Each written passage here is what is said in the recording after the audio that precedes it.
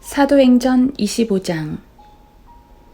이제 페스토가 관할 지역에 와서 3일이 지난 뒤에 카이사랴에서 예루살렘으로 올라가니 대제사장과 유대인 지도자들이 바울을 고소하여 그에게 간청하며 그에 대하여 호의를 구하기를 그를 예루살렘으로 보내달라 하였으니 이는 길에서 숨어 기다리다가 그를 죽이려 함이더라. 그러나 페스토가 바울은 카이사랴에 갇혀 있어야 되며 그 자신도 곧 그곳으로 가겠다고 대답하더라. 또 말하기를 그러므로 너희 중에서 갈 수 있는 자들로 나와 함께 내려가서 이 사람에게 무슨 잘못이 있으면 그를 고속해 하라고 하더라. 그가 그들 가운데서 10일 이상을 머문 뒤에 카이사랴로 내려갔으며 그 다음날 재판석에 앉아서 바울을 데려오라고 명령하더라. 바울이 나오니 예루살렘에서 온 유대인들이 둘러서서 그에 대하여 여러 가지 중한 죄상들을 제시하나 증거를 댈 수가 없더라. 그때 바울이 자신을 변호하기를 나는 유대인의 율법에 대해서도 성전에 대해서도 카이사에 대해서도 전혀 위반하지 않았노라고 하니라.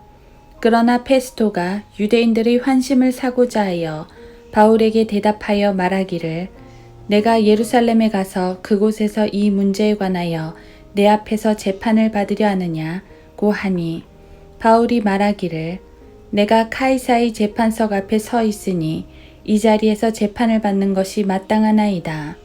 당신도 잘 아시는 바와 같이 나는 유대인들에게 어떤 불의한 일도 한 적이 없나이다. 만일 내가 무엇을 위반했거나 죽을 만한 일을 했다면 죽기를 사양치 아니하리이다.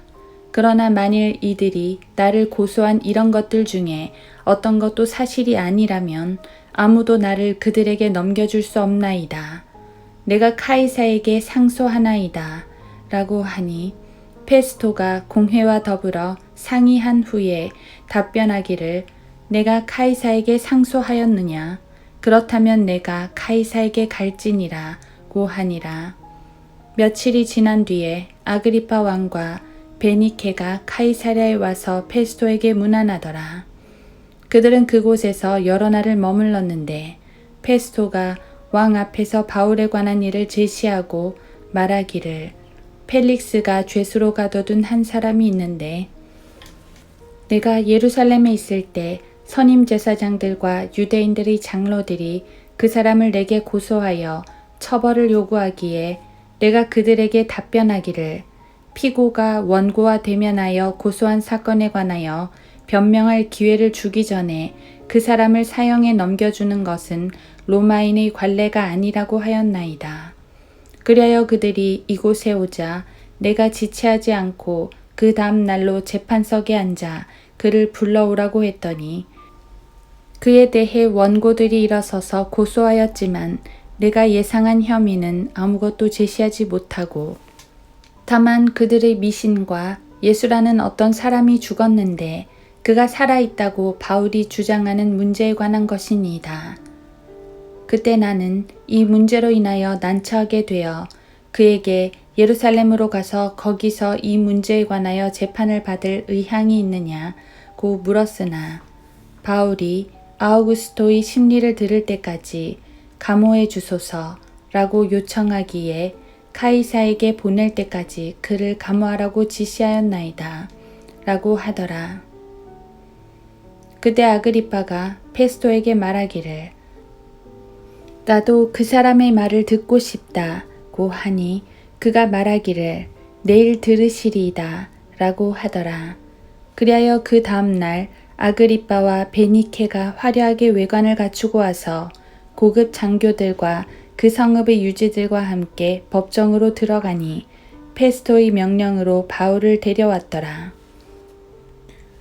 페스토가 말하기를 아그리빠 왕과 우리와 더불어 여기에 참석하신 여러분이 보는 이 사람은 온 유대인 무리가 더 이상 살려두어서는 안 된다고 외치면서 예루살렘과 이곳에서 나에게 탄원해 온 자라. 그러나 내가 알아보니 그는 죽을 만한 일을 한 적도 없고 또 이 사람 스스로가 아우구스토에게 상소하였기에 나는 그를 보내기로 결정하였으나 그에 관하여 나의 주께 글을 쓸 만한 확실한 자료가 없는지라.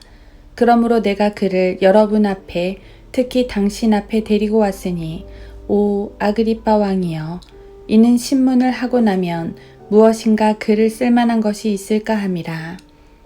그에 대하여 죄목도 표시하지 않고 죄수로 보낸다는 것은 나에게는 도리에 맞지 않는 것 같도다 라고 하더라.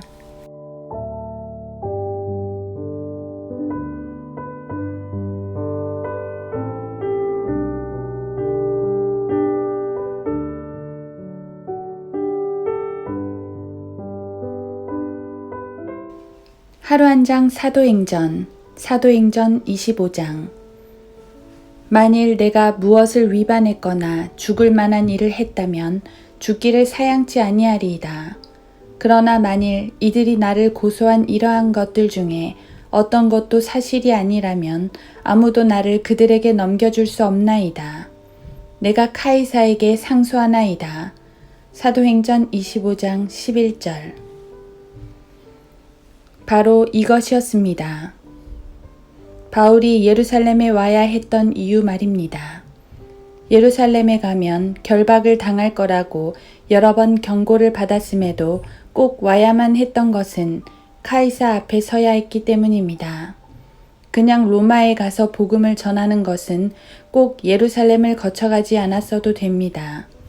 오히려 결박당하지 않고 자유롭게 다니면서 더 많은 사람들에게 복음을 전할 수도 있었겠지요. 하지만 그러면 카이사에게 갈 수는 없습니다.